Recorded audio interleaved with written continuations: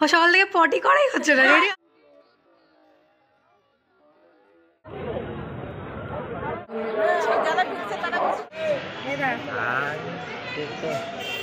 আর 100 টাকায় আমরা যে কি খেয়েছি তোমাদের কি বল। Hi guys, good morning and once second welcome back to my channel blogs with Mousumi. আর এখন বাজে হচ্ছে সকাল 10:15। সো এখন আমরা রেডি হয়ে গেছি। এই যে কোথায় যাচ্ছি সেটা তোমাদের ওখানে গিয়ে বলবে, এখন বললে সাসপেন্সটা থাকবে না গাইজ। তো কারা কারা যাচ্ছে সেটা তোমার সাথে অবশ্যই শেয়ার করব। সো চলো, আমি তো একদম পুরো প্রপার রেডি হয়ে গেছি। আর কমেন্ট সেকশানে জানিও যে কেমন লাগছে। আর এটা হচ্ছে আমার ফুল আউটফিট, তোমাদের আমি পরে আরেকবার দেখাবো ফুল আউটফিটটা, এখন জাস্ট ওপর দেখালাম। সো চলো, এখন গাড়ি আসবে, গাড়িতে উঠে যাব। কোথায় যাচ্ছি সেটা তোমাদের পরে শেয়ার করছি। তো আগের দিন বলছিলাম চমক মাসি যাবে, সব এই হচ্ছে চমক মাসি, দেখে না। আর সবার আউটফিটগুলো আমি ওখানে গিয়ে দেখিয়ে দেবো যেখানে যাচ্ছি। আর এটা এখন অবধি রেডি হচ্ছে, রেডি হয়নি। ও সকাল থেকে পটি করাই হচ্ছে না, রেডি হওয়া দূরের কথা। তো এখন ও রেডি হচ্ছে, পটি করে এসে গাড়ি আসছে, গাড়িতে উঠে তোমাদের বাকিটা আবার শেয়ার করব। টাটা। আমরা এখন 3 জনে মিলে যাচ্ছি ফল কিনতে, কারণ পুজো হবে তো দিতে হবে ওখানে। চলো।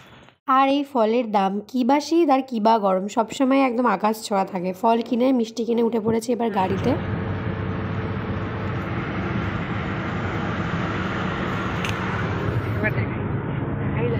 এবার এই ছাগলটাকে দেখে তোমরা হয়তো বুঝতেই পারছো যে আজকে আমাদের পুজো আছে দক্ষিণেশ্বর মন্দিরে। আর এখানে আমরা চলে এসেছি দক্ষিণেশ্বর একদম গেটের সামনে। তো চলো ভেতরে ঢুকে আবার বাকিটা শেয়ার করবো। আর এখানে মাসি বমিতে এমন বাজে অবস্থা, ও আর একটু হলে বমি হয়ে যেত, আর একটু হলে। সো পার্কিং লটে গাড়িটা পার্ক করে দিয়ে আমরা হেঁটে হেঁটে চলে এসেছি একদম দক্ষিণেশ্বর মেন এন্ট্রান্স গেট। এটা দিয়ে ঢুকেই তোমরা একদম মেইন মন্দিরটা দেখতে পেয়ে যাবে, ওই যে সামনে উপরে দেখা যাচ্ছে। আর এই সামনে যাকে দেখতে পাচ্ছ সেটা হচ্ছে আমার মা। তো লাইন গাইজ, ভেতরে ঢুকতেই দিল না। আমার মা তো আগেই চলে এসছে, তো পুজো কমপ্লিট হয়ে গেছে।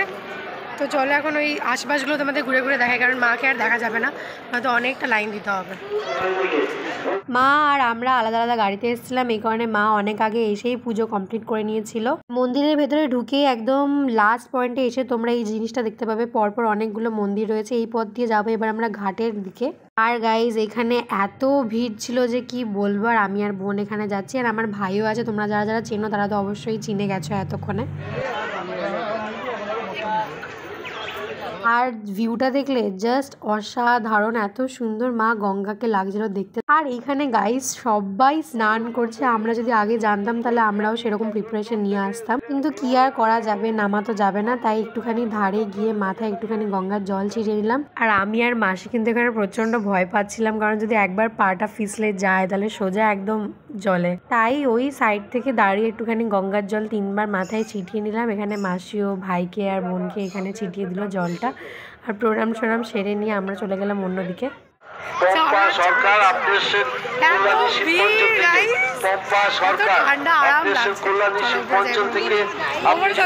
আর গাইস তোমাদের তো আগেই বললাম যে মার পুজো দেওয়া কমপ্লিট হয়ে গেছে, তাই আমরা সবাই প্রসাদ খেয়ে একটুখানি অন্যদিকে যাচ্ছিলাম। আর এখানে তোমাদের সাথে আমি আমার আউটফিটটাও শেয়ার করে দিলাম, অবশ্যই জানিও কেমন লাগছে। আর এই হচ্ছে ডালাটা। এইবার তোমাদেরকে বলি যে তোমরা পুজোর ডালা কোথা থেকে সংগ্রহ করবে। তো গেট থেকে একদম সামনের দিকে ঢুকেই বাঁ দিকে তোমরা এরকম একটা কাউন্টার দেখতে পারবে। আর এই যে ডালার কাউন্টারটা ছিল এটা কিন্তু একদম ওই মেইন মন্দিরের উল্টো দিকেই আছে, আমি দেখিয়ে দিচ্ছি উল্টো দিকে মন্দিরটা।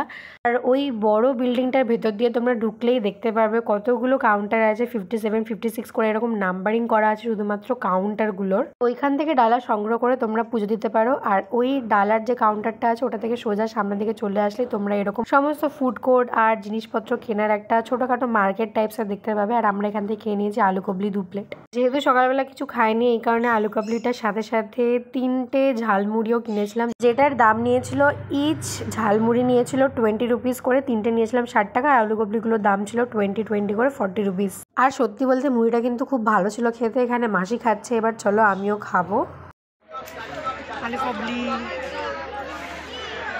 তোমরা এনাকে দেখো নি, কারণ ইনি আগে চলে আসলো। তাই টাকা এদিকে ঋষি, এই ঋষি, ও তো ভাইয়ের কাছ থেকে অনেক বড় সড়ো ইগনোর হওয়ার পর আমি এখানে একা একা চলে এসেছিলাম মাছ দেখতে পাচ্ছ পুকুরে কত মাছ হয়েছে। আর এইটা হচ্ছে ওয়াশরুম। খাওয়া দাওয়ার পর আমরা চলে এসেছি ওয়াশরুমে, যেখানে ইউরিন করতে নিচ্ছিল 5 টাকা আর বড় জিনিস করতে নিচ্ছিল 10 টাকা। আর এই হচ্ছে আমাদের ছাগলটা, যার পুজো হয়ে গেছে অলরেডি। গাইস আমাদের খাওয়া দাওয়া কমপ্লিট। আর 100 টাকায় আমরা যে কি খেয়েছি তোমাদের কি বলবো, তো পরে বলছি কি খেয়েছি না খেয়েছি। এখন আমরা যাচ্ছি বেলুড় মঠ, তো বেলুড় মঠে গিয়ে আবার দেখা হবে, ততক্ষণ অবধি দেখতে থাকো ব্লগ। আর খাবে না।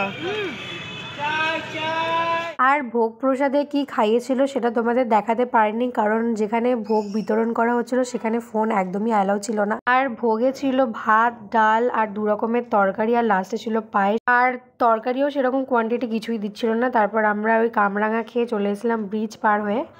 গাইস আমরা ব্রিজ দিয়ে আসলাম এক্সেলেটারে চড়ে, ওই রাস্তা দিয়ে ঘুরে আবার।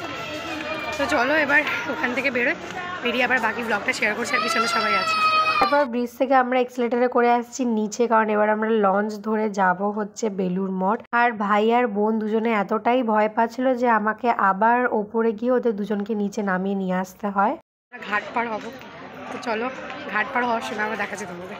আর দক্ষিণেশ্বর থেকে বেলুড় মঠ যাওয়ার জন্য তোমাদের এক একজনের পড়বে 11 টাকা করে। সো ওটা টিকিট কেটে আমরা উঠে পড়েছি লঞ্চে। আর লঞ্চটাতে এতটাই ভিড় ছিল বসার জায়গা পাইনি, তাই একটা কোনায় জাস্ট দাঁড়ানোর জায়গা পেয়েছিলাম, দাঁড়িয়েছিলাম। আর দক্ষিণেশ্বর থেকে লঞ্চে তোমাদের যেতে মিনিমাম আধ ঘন্টা মতো লাগবে। গাইস আমরা পৌঁছে গেছি বেলুড় মঠ, মানে লঞ্চ থেকে এইমাত্র নেমে পার হয়ে আসলাম। তো চলো এবার বেলুড় মঠে ঢুকে তোমাদেরকে আর বাকিটা শেয়ার করছি। বেলুড় মঠে তো আমাদের সামনেই আছে বেলুড় মঠ।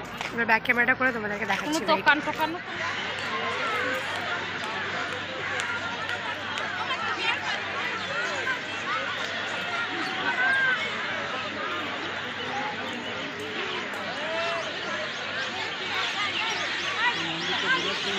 আর সত্যি বলতে জায়গাটা কিন্তু অনেকটাই বড়, একদম ইকো পার্কের মতো। অনেক লোকজন ছিল। আর এই হচ্ছে মেইন টেম্পলটা। আর ওইখানে কিন্তু ভিডিও করা একদমই অ্যালাউ ছিল না। আর মা এখানে অত্যন্ত পরিমাণে হাঁপিয়ে গেছে। তারপর আমরা লঞ্চে করে চলে এসেছি আবার রিটার্ন দক্ষিণেশ্বর। আর গাইস ভিড়টা দেখতে পাচ্ছ, মানে এত পরিমাণে ভিড়। আর ওই দূরে দেখা যাচ্ছে দক্ষিণেশ্বরের মেইন টেম্পলটা। তারপর আমরা সবাই মিলে রওনা দিই বাড়ি আসার জন্য। আমি জাস্ট নাও বাড়ি আসলাম, আর বাড়ি এসে জাস্ট ড্রেসটা চেঞ্জ করে নিয়েছি। তো রাতের বেলা কি খাবো সেটা আমি এখন অবধি জানি না, মা আসুক তারপর। যদি রাতের বেলা কিছু খাই সেটা তো অবশ্যই ব্লগিংয়ে শেয়ার করব। আর যদি না খাই তাহলে আজকের জন্য ব্লগটা এতটাই। হ্যাঁ পেঁয়াজি খাচ্ছি ভাত না খেয়ে। তো গাইস এটাই আমরা আজকে রাতের ডিনার।